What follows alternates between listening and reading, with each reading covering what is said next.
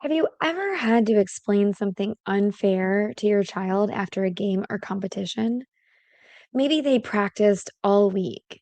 Maybe they performed really well, and somehow they still lost, or they didn't get the opportunity they expected.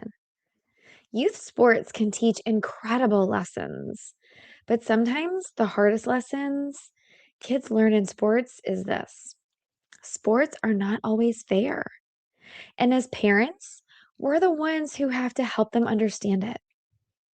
Welcome back to Struggle and Strength Moms Balancing It All with Nikki. I'm your host, Nikki, and today we're talking about something that almost every sports parent experiences at some point. Whether your kids play soccer, tennis, diving, gymnastics, basketball, whatever, baseball, I think I missed baseball, hockey, there eventually comes a moment when your child feels like something in sports just wasn't fair. And those moments can be really difficult for kids because they don't understand. But they can also be powerful learning moments because sometimes youth sports are where kids first experience disappointment, competition, and resilience. It's been on my mind recently because of something that happened with my daughter in diving.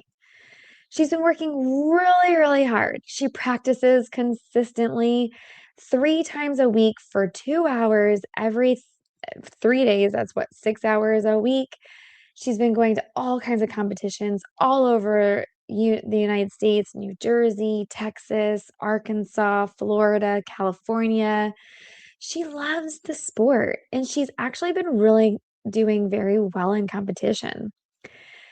But diving has something built into it called a degree of difficulty, or what they call a DD. Each dive has a multiplier attached to it. So if my daughter performs a dive with a difficulty of a 1, and the judges give her a score of 3, her score becomes a 3. But another diver might perform the same dive with a different degree of difficulty, maybe adding in a twist or a pike versus a tuck, and it might turn into a 1.5 of a difficulty. So if they receive the exact same judging score of 3 with a different DD, 1 versus a 1.5, their final score becomes a 4.5. And when kids start realizing that, it can feel confusing because they might be performing really, really well, equally to their opponent. But the scoring system still produces different results. And when the kids see that, they often feel like the situation is unfair. And of course, as a parent, you're like, it's a numbers game. Why are we doing dives with a difficulty level low when these other divers are doing there's divers that are diving 2 points higher with DDs 2 points higher than my daughter's overall score. So clearly, if they get a 3 and she gets a 3 and they're on different degree of difficulty, theirs being higher, they're going to win no matter what. And to me, it's obvious. Like, hello, it's a numbers game. Why is this not obvious to the coach? And so we're going into these meets, and sometimes the judges, they are difficult. They won't go above a 5.5 or a 6. So if you do your best, you may get a 5, 5.5, 6, versus if you mess up the dive, you're probably going to get like a 4, 4.5. So if you have a DD of a 1 and you get a 4, you're at a 4. If you have a DD of a 1.5 and you get a 4, you're already at a 6. That's 2 points higher. To me, it's a no-brainer. Hopefully, you're following along with me right now. Maybe I just totally confused you. But on my perspective, I'm like, why are we doing dives that are not high DDs? Because you're automatically setting her up for failure. All these other girls at the exact same level are doing higher degree of difficulty dives because their coaches get it. So it's just like, I have to explain that to her. She was in tears because she didn't qualify. She was 1 point away for qualifying for nationals. And I had to tell her it's because of your DD. because you didn't have a high enough DD. You did so well on the dives, but you didn't have a high enough DD to get you the score. So if you're a parent of a child in youth sports, you probably have seen something similar. Maybe it's the same players starting every game. Maybe a coach rotates only a few athletes while others stay on the bench. Maybe certain athletes seem to get more opportunities. Sometimes it's about experience, sometimes it's about strategy, sometimes it's about the rules of the sport, but sometimes it simply feels like sports politics. Like whoever the coach likes the best. Their parents are tight with the coach and they get the playing time. Their child may not even be the best player on the team, but they never get taken out. Why is that? And the hardest part for parents, it's not always the situation itself. It's explaining that to our children. Because eventually your child becomes aware. They come to you after practice, after a competition, and they ask the questions. Why? Why did they win? Why did this player get to play more than I did? Why did this player get promoted to the new team and I didn't? Why did I not get the same opportunity that they got? And sometimes there's not a simple answer. That's one of the hardest parts of parenting athletes. We can't control every coach. We can't control every scoring system. And we cannot make every situation fair. Nor do I think that I like that. Like this new day and age where everybody wins, that pulls the competition out from it. Not everybody should be treated equally. I get that. But it shouldn't be about politics. It should be about the children. It shouldn't be about the coach's pride because they want to win the game and they're going to put in the players they think are best who may not be the best. And maybe those players are suffering. I've seen it myself. Players literally limping on the soccer field, and the coach refuses to take them out because his pride means more than the children on the field who are learning and trying to grow. What is that teaching them? But what we can do as parents is teach our kids something incredibly valuable, and that's resilience. Youth sports are often the first place that kids experience real competition, and competition doesn't always feel fair. You don't know, and I have to keep thinking about this. You don't know what's happening in the other person's lives. My daughter only practices diving 3 days a week. Okay, she goes six hours a week. There are some athletes that go 4, 5 days a week. They're already getting 2 to 6 hours more, sorry, 2 to 4 hours more time diving than she is every week. They should be better. They should be doing better for sure because they're putting in more time. But sometimes you don't know. How do you know what happens unless you literally ask? And learning how to respond in those moments, it builds strength, it builds character, and it prepares them for real world because let's face it, I don't know about you, but my life has not been fair, okay? I would love to be a millionaire. I would love to not have to work, but that's not what the cards wrote for me. So so maybe you have it different. Maybe your life is different. Maybe you had a fantastic like, I had to pay for my college for both times. I went to pharmacy school, and that was $120,000 in debt. I went to get my MBA, that was $65,000 in debt. I had to pay for all of it on my own. Some people got didn't have to pay for their college. So it's like, well, why do they have more money? Why do they act like they can buy anything in the world and it doesn't matter? Well, I'm working my tushy off here, 3, 4, 5 jobs, doing all these things, and we're barely making ends meet. You just don't know. You don't know what happens on the other side of that coin, right? You don't know. You're never walking in anybody else's shoes. It's hard to think about that, but it is easy to say, "Oh, well, that's not fair," right? Because we all want fairness. but you don't know how hard somebody worked. You don't know how hard somebody studied, what they went through, how they got to the point that they're at. You just see the success and the glory, and it looks glamorous because that's what people do nowadays. They go on social media and they post all the glamour. Well, it's not all glitz and glamour, I can tell you that. They're not posting the struggles. They're not posting the strengths that they're having to build. Like this podcast, they're not telling it how it is. They're just showing you, oh, look at this beautiful thing that I did. Look at this beautiful house that I live in. Look at this amazing car I have and lifestyle I live. And, I have all of the money in the world. Maybe, maybe not. Who knows? A lot of that can be faked. But that's the real world that we live in. And that's what we need to prepare our children for. Because these same situations show up later in life.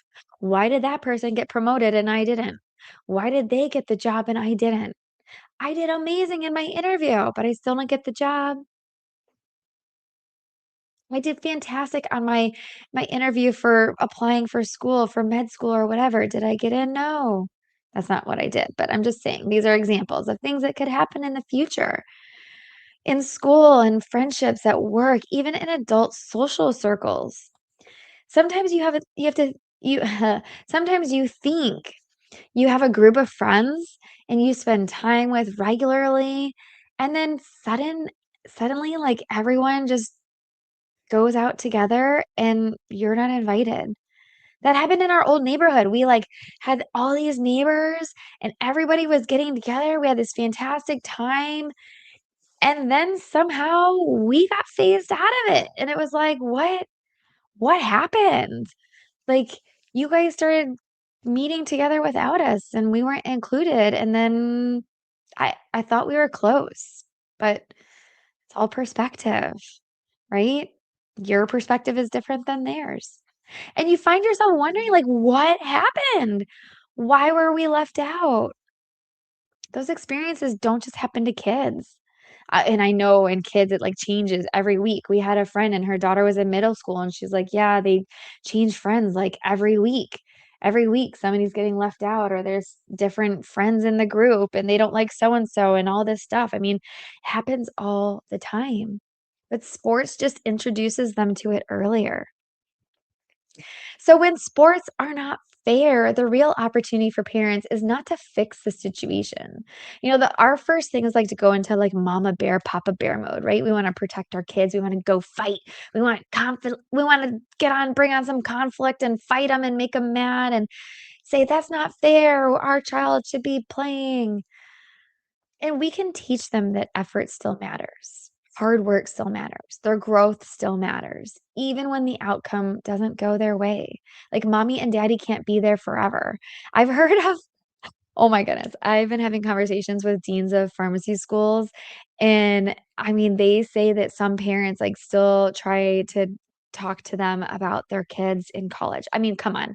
I get it, like, in elementary school when the kids are young, but middle school, high school, like, the kids have to take on some responsibility and fight for themselves. Now, if there's something going on that isn't that needs involvement from a parent, I get that. We had a friend where that had to happen. The mom had to step in because it was not fair. The teachers were accusing the daughter of using ChatGPT when she wasn't. And anyways, it ended up that the teacher was wrong and, the mom had to step in and stand up for her child and kudos, that has to happen at some point in time. But not when we're in college and not when we're adults. Like, we need to put on our big panties, big girl panties, and be able to do that ourselves. But even when the outcome doesn't go their way, our way, we can remind them that their value isn't defined by a scoreboard or starting a position or a single competition result. Those are just moments. What matters most is who they become through the process. And I try to tell my kids this all the time. Win or lose. Like, we used to win soccer games and I'd be coaching these boys. They'd be like, "Yeah, we won." And I'm like, "No, no, listen, like, that's not really nice because look at the other team. Do you think that they want to see you guys like going all out and celebrating. Yes, like, take the time, have your glory, but don't rub it in their faces. That's poor sportsmanship, and I don't believe in that. Even, like, when you win like, when we're playing a board game and my kids win, like, they're, like, so excited, and the other ones are crying, like, they're upset that they lost. It's like, "Hey, like, let's think about this here. Like, let's not get emotional because we lost, but let's congratulate them and say, 'Great job, you did amazing.'" And that's what we need to do is, like, on both sides of the playing field. We need to be gracious towards our competition. We need to say, "You know what? You did a fantastic job, and you worked harder than me. Great job. You beat me. Fantastic." So if you're raising kids who play sports, you're probably having these conversations more than you expected. I know I am. Like, I never imagined having these conversations. And sometimes they get really emotional. Sometimes the kids are frustrated. I get it. Like, there was a soccer game, which I didn't approve of, but there was nothing I could do about it that we went to. We showed up late, and my son went in and he played, and it was freezing. This was a tournament. The coach wanted his pride to win the game. And he had 4 kids sitting on the bench and never played a lick of that game, and it was, like, 20 degrees, it was snowing, it was freezing. That to me is so disrespectful to the children. Like, you can't have a game where you can't depend on every single player on your team even just for 5 minutes. Like, when I was coaching, I never, ever, ever did that. I rotated my players every single position because you know what? They are 10, 9, 8, 7, 6, 5 years old. They need to be experiencing the whole entire playing field. They are too young to just be playing one position. But I played them in so many different positions because they need to experience them all. But it wasn't also that, it was because I was rotating my kids in and out. And I don't care what position you play, you're playing this. This is where I need you now, and that is where I'm putting you. Are you in or are you out? And if some people said, I don't want to play there, I said, okay, then it's your choice. You're sitting the bench. But I need you in and I need you in this position. And when their parents came over, I told them, look, if you saw your kids sitting on the bench, it's because I offered them a position and they didn't want to play it. They can understand that, right? Like, I gave them the opportunity to go in, they chose no. But most coaches don't do that. They have their positions where they play their players in those specific positions only, and they will not play them anywhere else, no matter what. And so your child may sit the bench, and those 4 poor little boys who sat on the bench in freezing cold weather, I felt terrible for them because their parents were sitting there and their child didn't play. The kids were sitting there feeling like, "I'm worthless. I'm not enough. I'm not even enough to go in for 5 minutes in this game. My coach doesn't even think I have talent to play in this game." You know those thoughts are going through their mind. I'm sure in the car ride home, their parents had the hardest conversations with their kids because the kids probably were crying and saying, "I didn't even get to play 1 minute of that game." And the parents were like, "I know, I'm so sorry." But what do you say? What do you say?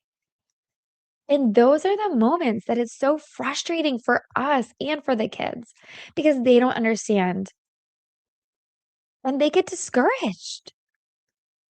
But then again, those moments where they develop confidence and resilience and emotional strength because of it, those are the lessons that will stay with them long after the youth sports are over.